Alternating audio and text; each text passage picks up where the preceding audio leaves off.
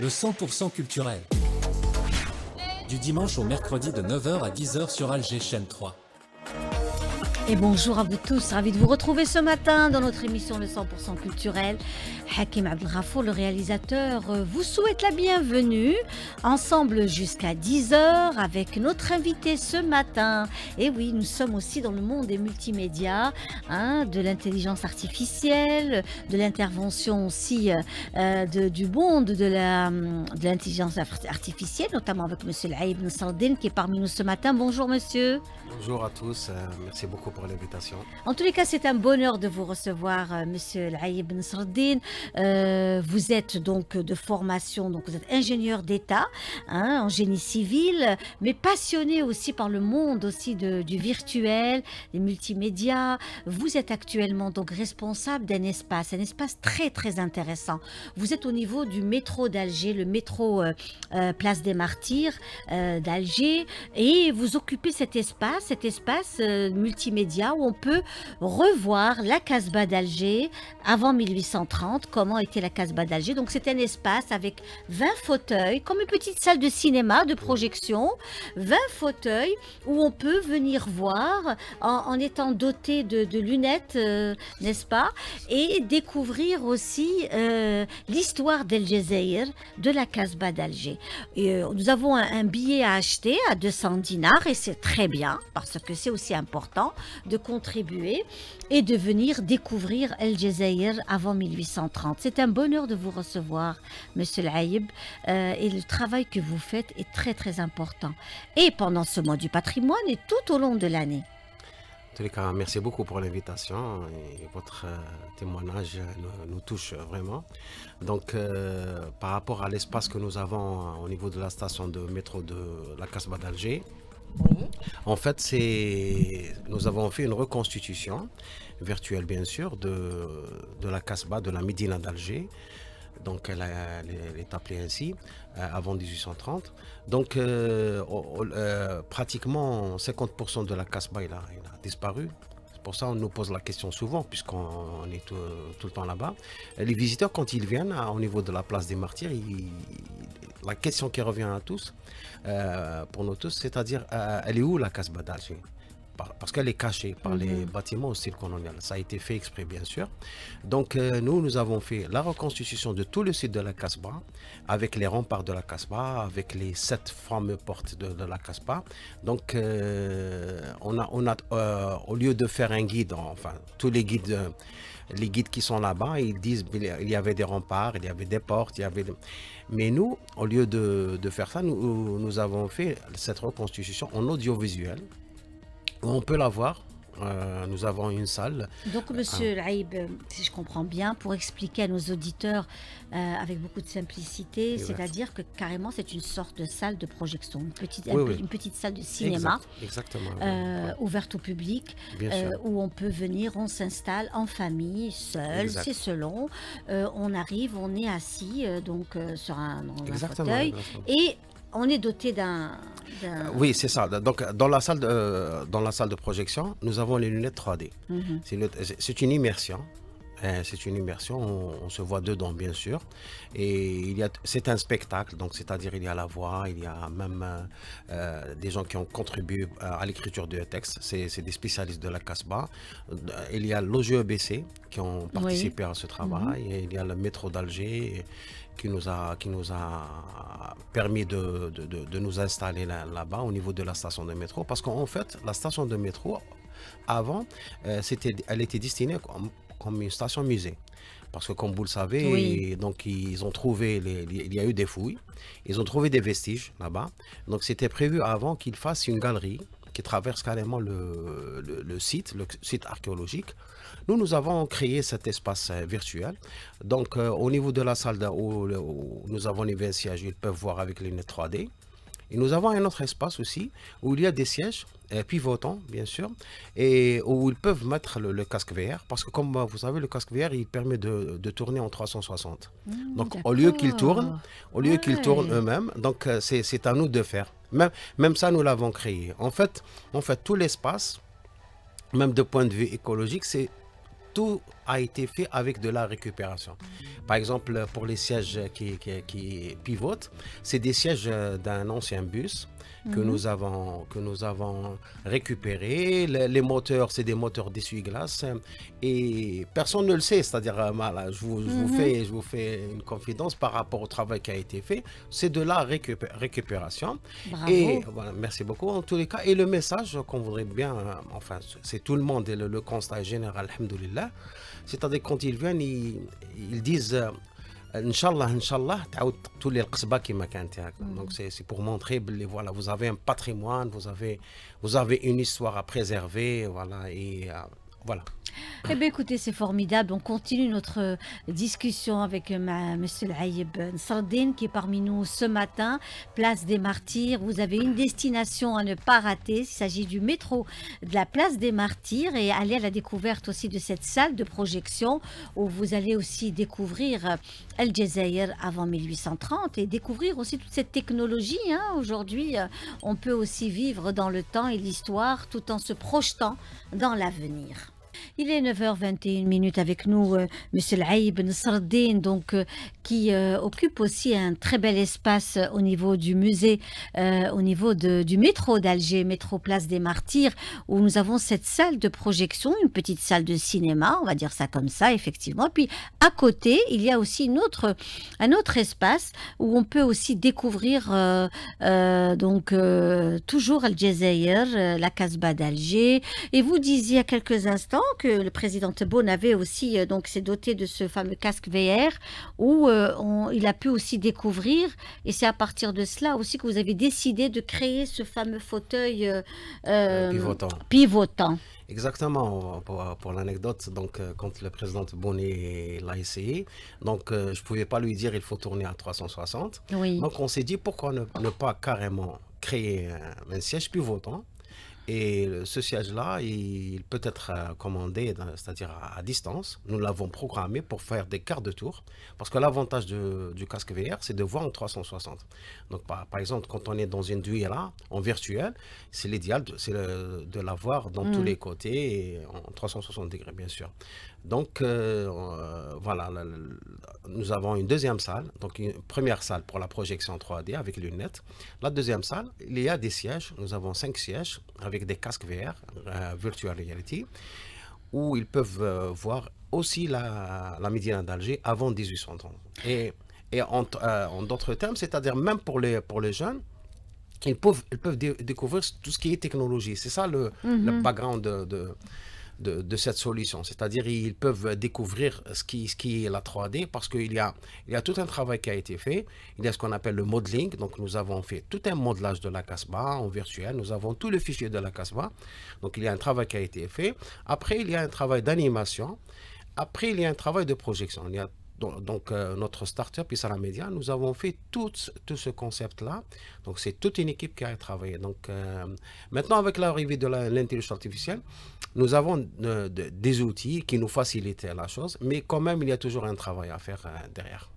Alors, il y a aussi les musées. Vous avez aussi beaucoup travaillé avec le musée de l'enluminure, de la miniature et de la calligraphie, le palais Mustafa Pacha, où il y a eu un travail avec la présence de l'hologramme de Mustafa Pacha.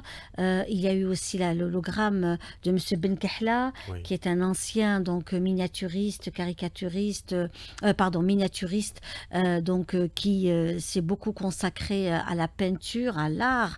Un grand monsieur de l'art, et il y a eu aussi le petit Omar.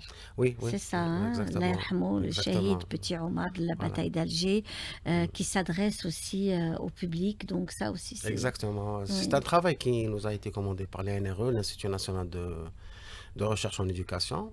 Nous avons fait une sorte d'interview, si on peut dire en virtuel, entre un journaliste et un shahid. Ils avaient choisi le petit Omar, Allah yarhamou. Donc, on l'a reconstitué, c'était un hologramme, et le jour de l'inauguration du spectacle, de l'événement, il y avait sa famille, il y avait son frère, il y avait sa sœur, il y avait toute sa famille. Ils étaient émus, et ça nous a vraiment, vraiment touchés, parce qu'ils l'ont reconnu. Et ça, c'est... Et l'après-midi, il y avait les élèves des écoles qui sont venus, on les a vus pleurer. Donc, alhamdoulilah, on voit que le message passe avec ces technologies, ces nouvelles technologies. Et pour le musée de Mustapha Pacha, donc l'année dernière, nous avons réalisé l'hologramme de Mustapha Pacha. Cette année, c'est une nouvelle, enfin, on les remercie parce que ça, ils nous donnent l'espace pour nous exprimer, pour exprimer ces nouvelles technologies. Nous avons créé carrément une application, cette application basée sur 100% sur l'intelligence artificielle, à l'entrée du musée et tout au long des pavillons du musée, on trouve des codes QR. On les scanne avec le téléphone et là nous avons carrément Mustapha Pacha en 3D qui vient nous expliquer vous êtes à l'endroit flâné, vous êtes à l'endroit flâné, vous êtes... Donc il donne des explications, sorte de guide virtuel. Ça c'est pour la partie du palais. Pour le musée, nous avons des tableaux. Quand nous avons des tableaux abstraits, plutôt réalistiques, là on les anime. Donc l'intelligence artificielle, quand elle reconnaît les personnages, on peut les animer, on peut voir le tableau carrément animé avec une explication en 3 langues. Et quand nous avons des tableaux qui sont abstraits, là c'est carrément l'artiste qui vient présenter. Donc comment nous avons fait? Nous les avons contactés par téléphone parce qu'on avait un temps un petit peu court. Et ils nous avaient envoyé des enregistrements, c'est-à-dire juste des petits enregistrements. Et par la magie de l'intelligence artificielle, donc c'est carrément l'artiste qui est devant son tableau, il explique, bon, il donne un petit CV, après il explique voilà, c'est l'idée qu'il avait pour créer ou là pour avoir peint ce tableau. Et nous avons fait pour Mustapha Belkahla, Allah yarhamou, enfin avec l'autorisation de sa famille, kiff une reconstitution où il explique comment, parce que c'est un grand monsieur de l'art algérien, donc il est très connu. Donc c'est un hommage qu'on lui a rendu et c'était kiff, c'était émouvant le jour de l'inauguration. Il y avait Tani, ses filles. Elles ont beaucoup apprécié le travail mais ça nous réjouit, ça nous encourage à faire pour enfin réaliser ces applications pour d'autres musées. Et en plus, c'est un message pour les jeunes, pour les nouveaux start-upers, pour qu'ils puissent faire, parce que nous avons, alhamdoulilah, un très grand pays, nous avons beaucoup de musées, nous avons beaucoup de sites archéologiques où ils peuvent créer la même chose. Donc c'est une invitation, c'est un appel pour eux, pour qu'ils puissent venir. Ils peuvent avoir on peut leur donner les idées, on peut les coacher pour qu'ils puissent faire ça partout en Algérie, Inch'Allah. Très bien, et on reste dans ce monde, le monde de la technologie de pointe au service de la préservation du patrimoine archéologique. Cette fois-ci, on va aller à Constantine, retrouver Hayat Kerboua qui revient sur ce sujet. Les technologies de pointe deviennent un outil important pour la préservation des éléments de notre précieux patrimoine, car la numérisation a vraiment révolutionné l'archéologie. Écoutons Touatia Amraoui, archéologue, chercheur au CNRS. Les nouvelles technologies, et en particulier la numérisation et la 3D, ont vraiment révolutionné l'archéologie. D'une part, en ce qui concerne l'étude de l'objet, qui va être ainsi documenté et enregistré avec précision. Cela va faire apparaître des choses que l'on ne voyait pas forcément à l'œil nu. Et surtout, on observe un gain de temps considérable par rapport aux méthodes traditionnelles manuelles qui prennent beaucoup plus de temps. Le second aspect, en fait, c'est qu'après l'étude scientifique, l'archéologue, lui, a pour mission de transmettre ses découvertes, de transmettre le savoir auquel il est parvenu. Et les nouvelles technologies, aussi bien la 3D que l'intelligence artificielle, sont un formidable outil de médiation culturelle, de valorisation patrimoniale. Ainsi, les vestiges d'un monument pour lequel on va pouvoir proposer une restitution. Cette restitution va être extrêmement plus parlante pour le grand public, en particulier notamment pour les enfants. Et en fait, il s'agit de rendre accessible la science, et en particulier dans le domaine de l'archéologie, d'être projeté dans le passé. Quand un patrimoine est en danger, abîmé à cause de conflits armés ou des catastrophes naturelles, les nouvelles technologies volent à son secours une solution efficace pour sa restauration à l'identique. La numérisation va permettre l'archivage et la conservation des monuments et du mobilier archéologique à travers le numérique, d'autant que ces monuments peuvent être menacés par différents facteurs. Pour ce qui est de l'Algérie, on observe que l'emploi de la 3D est présent depuis déjà quelques années. Et dernièrement, il y a un véritable intérêt croissant pour ces techniques de la part des institutions, en particulier actuellement à travers le mois du patrimoine, qui est centré sur ces questions. Et on observe en fait que les tables rondes qui ont eu lieu ces derniers jours ont posé justement la question du développement d'outils et de plateformes officielles pour héberger les fichiers numériques, afin ainsi de garantir leur pérennité et leur sauvegarde. Une expérience dans ce sens a été menée à Tipaza à travers le projet Archéophi, Touatia à Amraoui. Le projet Archéophi que j'ai eu le grand plaisir de coordonner et qui s'intitule donc Archéométrie et géophysique appliquée à l'archéologie sur le site de Tipaza s'est déroulé entre 2022 et 2024 et il avait pour objectif de créer une dynamique de recherche et d'études autour des géosciences appliquées à l'archéologie, ce qui est assez nouveau en Algérie. Autrement dit, en fait, il s'agit d'un projet pluridisciplinaire qui intègre des disciplines scientifiques très diverses et plusieurs institutions nationales comme le CNRA, l'OGEBC, le CRAG et le Centre universitaire de Tipaza.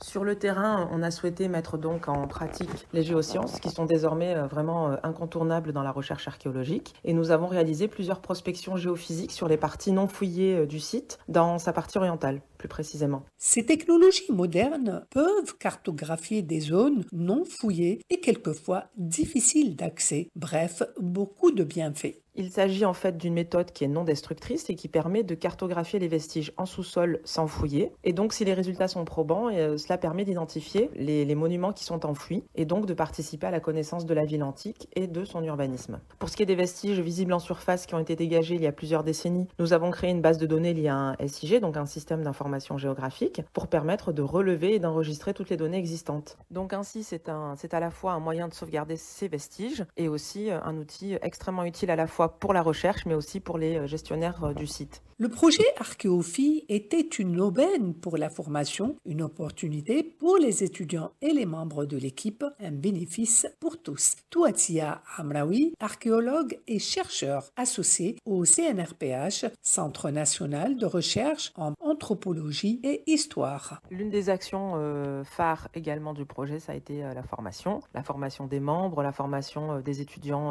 algériens, à la fois avec des ateliers réalisés en Algérie, mais également en Europe, en France et en Grèce. Et on a aussi, l'autre originalité du projet, c'est qu'on a vraiment axé sur l'archéologie subaquatique, parce que, comme vous le savez, donc Tipaza est un site côtier, donc il y a également cet aspect-là à développer. Et donc on a pu notamment réaliser un chantier école en Grèce, sur le port immergé de l'île d'Égine, pendant une semaine en juin dernier. Et on a pu réaliser des formations intensives à destination de 8 collègues algériens plongeurs. Cette formation, on en a fait une petite vidéo qui a été publiée sur les réseaux. Cette expérience inédite pour l'archéologie antique en Algérie me semble avoir été très enrichissante. Et en tant que chercheuse algérienne à l'étranger, je suis vraiment très fière et j'espère que nous pourrons poursuivre à l'avenir ce travail autour de notre passé avec les compétences nationales qui sont nombreuses et motivées. On l'aura compris, la numérisation est un formidable outil pour sauvegarder notre gigantesque et inestimable patrimoine. Son utilisation et généralisation aujourd'hui sont une nécessité absolue. Constantine Hayat Kerboua, Algéchin 3. Eh bien, écoutez, ça complète vraiment ce qu'on était en train d'échanger avec notre invité de ce matin, M. L'Aïb Nsardine.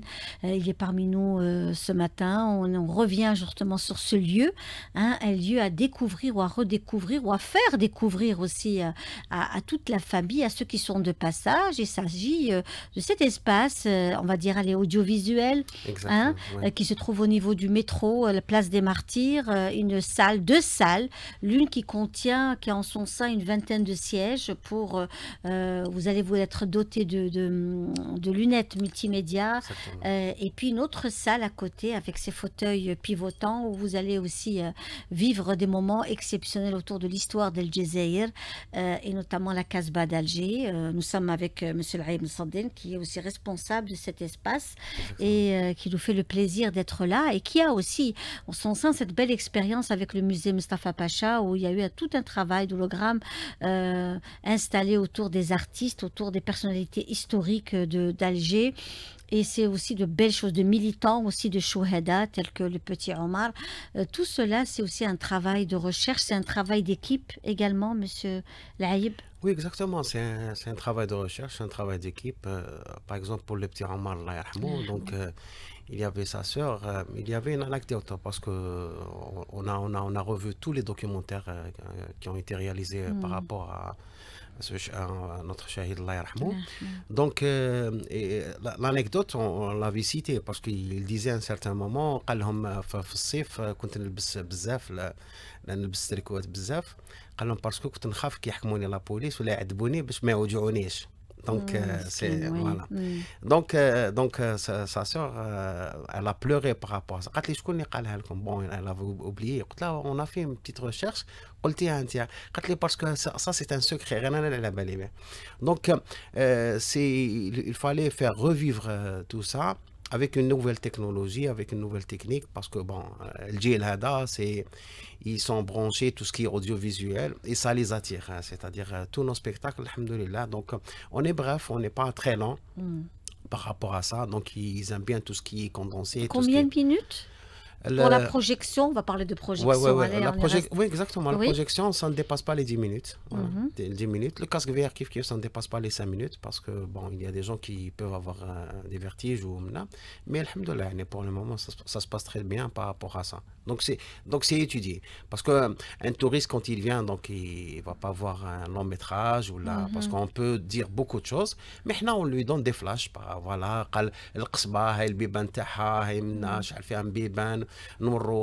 enfin, on montre même la topographie avant la construction finale de la Casbah, on montre Akda. Mais c'est vraiment bref, on donne des choses à cas, mais c'est des photos, là, c'est des images qui restent. Voilà. Oui. Et c'est ça le plan. باش كيعاود يطلع القصبه يقول لكم fin de compte انا شفتها هذيك voilà c'est la reconstruction. Quand il écoute le guide ولا بعد ما يشوف le guide يقول كان يحكي لي par rapport à ça. احنا on lui montre directement ce que c'était et la différence est flagrante parce que le meilleur des guides quand ils viennent bon c'est-à-dire il y a une complémentarité par rapport à ça. Le guide il donne beaucoup plus de détails. On donne des flashs, si on peut dire. En tout cas, c'est très intéressant et c'est très important, notamment ce mois du patrimoine. Vous disiez également qu'il y avait cette communauté algérienne établie à l'étranger. Elles viennent en force, notamment pendant les vacances, hein, que ce soit les vacances de printemps, d'été. Dès qu'il y a un long week-end, cette communauté est là et elle va directement à la Casbah. Et notamment, ils viennent chez vous aussi au musée, au niveau du métro. Pardon. Exactement. Donc, la Casbah, si on peut dire, c'est le lieu le plus visité en Algérie. Bon, il n'y a pas de statistiques directes parce que c'est pas fermé, c'est pas comme Mati Plaza, mais quand même, vous pouvez constater il y a beaucoup de groupes qui viennent. Surtout la communauté, quand ils viennent, souvent j'ai le plaisir qu'il y ait le spectacle, j'ouvre la porte et je les vois les larmes aux yeux. Souvent, ils apprécient, voilà la Casbah, voilà notre histoire. Et on leur dit, on a d'autres exemples, visiter Timgad, visiter Jmila, visiter beaucoup de sites archéologiques, Tassili, Najer, ainsi de suite. Hein. Mais ce qui me chagrine par rapport à ça, c'est que dans d'autres pays où ils n'ont pas notre patrimoine, mais on donne l'exemple, voilà, on a créé l'exemple de la Casbah d'Alger. Kif, je dis il y a la possibilité de faire pour d'autres sites. Très bien, d'autres sites, c'est le cas. Hein. Direction Cherchel à présent, avec cette visite guidée du musée de Cherchel. Et c'est Nadia Siassi qui revient sur ce sujet.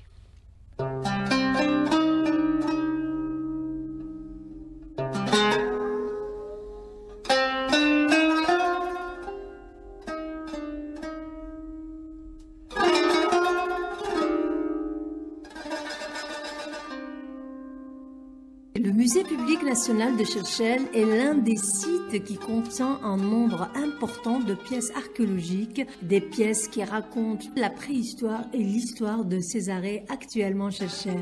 Une visite guidée par Sana Halek, docteur en archéologie et directrice du musée. C'est une magnifique bâtisse qui date de l'époque coloniale, établie selon l'architecture romaine ancienne de tout le bassin méditerranéen. iranien, ça rappelle le domus de l'Afrique du Nord, bâti sur une cour centrale et entouré par 4 pavillons. Et ces pavillons accueillent une magnifique collection de sculptures et une autre collection de mosaïques. On trouve des collections d'épigraphie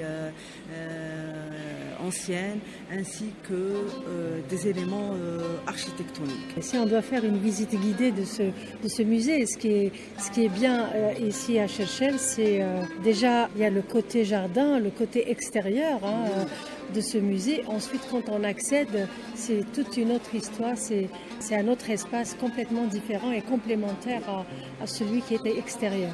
Oui, j'approuve. Le musée donne sur une magnifique placette qui est un secteur sauvegardé. Le visiteur, dès que son entrée au musée, il découvrira bien sûr un petit espace. Il aura quelques indications et quelques informations sur les circuits, sur la thématique du musée. Ensuite, il découvrira que les œuvres sont exposées selon une thématique.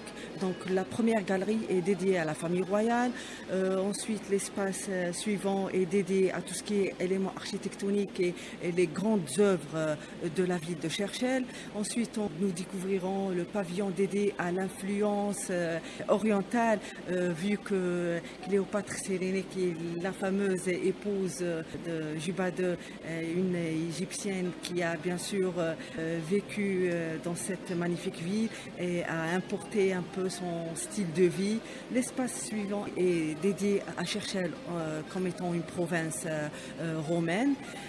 L'espace d'après, c'est l'espace dédié à la vie rurale, où on trouve des panneaux de mosaïque qui relatent un peu la vie dans le domaine rural, les personnages qui élaborent des chants, des travaux qui racontent un peu l'histoire de l'homme qui travaille un peu la terre au rythme des saisons.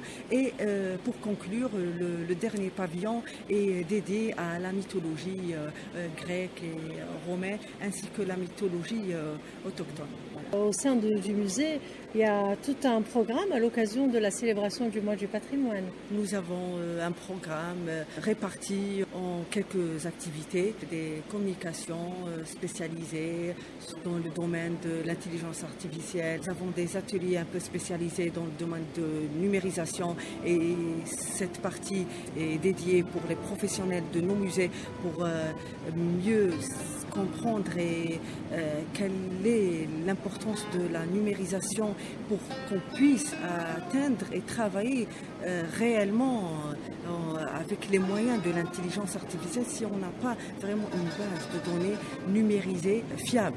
Nous touchons aussi la tranche d'âge la plus jeune, organisant quelques ateliers pédagogiques pour les enfants. Ce sont des thèmes qui touchent un peu nos collections, qui ont en relation avec nos collections et la thématique du musée. Donc les enfants, quand ils viennent dans nos ateliers, manipulent quelques matières premières qui leur rappellent les œuvres qu'on expose au musée. Ils comprennent c'est quoi un musée, quelles sont les vocations du musée et spécialement le musée de Cherchell. Après de longs mois de restauration, le musée public national de Cherchell est ouvert à nouveau pour le grand public, un public avide de connaître au mieux son passé et le transmettre aux générations futures.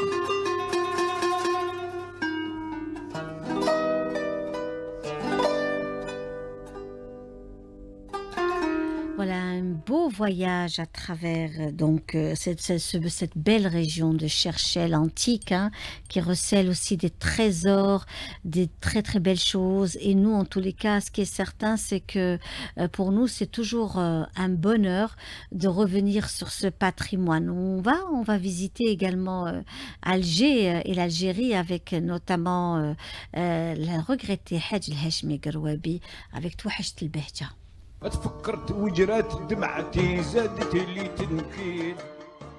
Parmi nous, aller rendre visite à cet espace, c'est au niveau de la station de métro Place des Martyrs, où vous allez donc trouver une salle carrément de projection pour découvrir également le Jazaïr avant 1830. Vous serez doté de lunettes donc et vous découvrir tout cela dans le virtuel. Et puis à côté aussi une salle avec des sièges donc pivotants où vous pouvez aussi découvrir également, hein, le Jazaïr en 360 degrés, donc Exactement. découvrir, on est en pleine immersion, n'est-ce pas? Exactement. Oui. C'est une immersion, c'est une nouvelle technologie. Ça permet aussi qu'ils découvrent, aux visiteurs qu'ils découvrent ces nouvelles technologies, ces utilisations. Parce que, bon, c'est-à-dire, nous sommes un petit peu des consommateurs de contenu. Donc, quand il y a un contenu qui nous concerne directement, donc il y a toujours de l'engouement. Les gens sont beaucoup plus intéressés. Alors vous êtes, comment que ça se passe? Est-ce que c'est comme une salle de cinéma où on vient, on s'installe, il y a des horaires à respecter, c'est à partir de quelle heure jusqu'à quelle heure? Comment qu'on pourrait venir, quelqu'un qui vient, qui est de passage à la place des Martyrs, il va au métro, à la station de métro, il a envie de voir donc Oui, votre exactement. Donc, présence. nous, on ouvre vers 10h. Et donc, ils peuvent passer à tout moment. Donc, quand il y a des groupes, des fois même, dans les heures creuses, quand il y a même une personne, on le fait passer. Est-ce que vous appelez les heures creuses? Bon, des fois, par exemple, vers 14h, donc il n'y a pas assez de monde.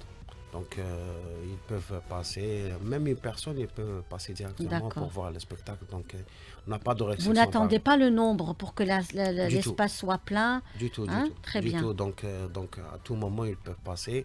En plus, c'est une dizaine de minutes, même ceux qui veulent passer après. Donc, aussi, on organise ça pour les écoles. Donc, c'est une invitation aussi pour les écoles, pour les écoliers. C'est des sorties, ça fait partie des sorties. Beaucoup d'écoles, enfin, surtout privées, qui nous ont rendu visite. Ils ont beaucoup aimé cet espace-là, cette expérience-là.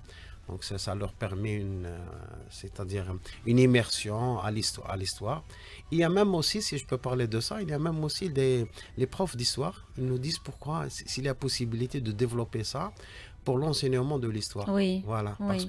Parce que ils disent que c'est une matière un petit peu lourde à enseigner. Bon, c'est les termes qui l'ont utilisé.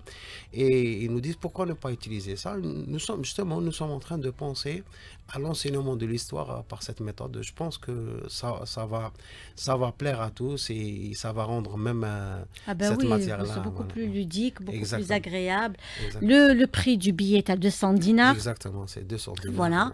Pour les personnes qui souhaiteraient justement venir assister. Et puis nous, on reste encore dans les reportages et dans le monde du patrimoine immatériel. Cette fois-ci, la danse, une très très ancienne danse. Il s'agit du Ahidous, une danse chorégraphique du sud-ouest algérien. On découvre cela avec Fatah Boumehdi.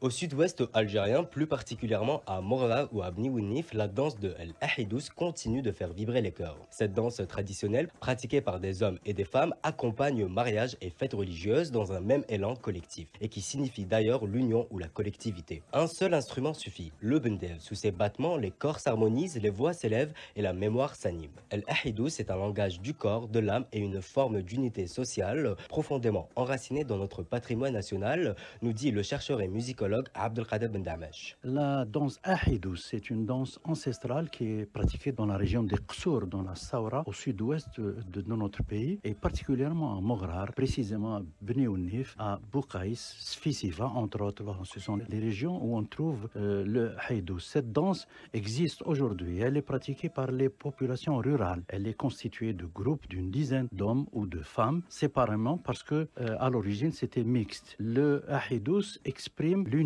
et la solidarité. Il exprime cette solidarité au cours des fêtes et cérémonies familiales ou religieuses également. À l'origine, le Ahidous est une danse guerrière qui symbolise la résistance contre l'ennemi, mais également aussi l'expression des attaques que doit mener le collectif et toutes les régions du sud-ouest algérien. La danse Ahidous fait partie des arts populaires amazirs depuis des temps immémoriaux dans cette région. Les éléments du Ahidous sont encore environ une quinzaine de personnes qui font partie de cette façon de danser dans ces régions. Ils se forment en demi-cercle et avancent à petits pas en suivant le rythme ahlaoui des fois, et qui est exécuté par la moitié des éléments formant une figure chorégraphique et des rythmes avec des bendir et parfois des tambours traditionnels ou tbal. Le groupe Ahidous peut être aussi en mouvement et qui évolue en cercle. On constate d'ailleurs que la mélodie et les interprètes par les voix masculines exprimant des poèmes locaux qui disent à l'unisson les souhaits de bienvenue. Il peut être aussi entièrement féminin. Les louanges aux prophètes également. Les louanges aux prophètes, c'est toujours, les louanges aux prophètes sont permanentes. Donc on voit le groupe féminin en face du groupe masculin, et puis il y a aussi des formes chorégraphiques qui se font dans la région, dans cette tradition. C'est toute une synergie. Absolument, voilà, ce qui veut dire... Il y a aussi des couleurs qu'on peut évoquer. Absolument, ce sont les couleurs, c'est le rouge vif, le vert, le marron, qui exprime l'amour, qui exprime l'amour de la patrie, l'amour de la terre, l'amour du soleil, l'amour de toutes choses qui font les grandes richesses de notre sol algérien. C'est un patrimoine, d'abord, c'est toutes les régions du sud-ouest qui le fait. Ahidous existe partout et c'est l'une de nos richesses. Aujourd'hui, on peut compter sur ce genre, comme on peut compter sur d'autres genres encore, parce que l'Algérie est un continent qui regorge de multiples genres musicaux, genres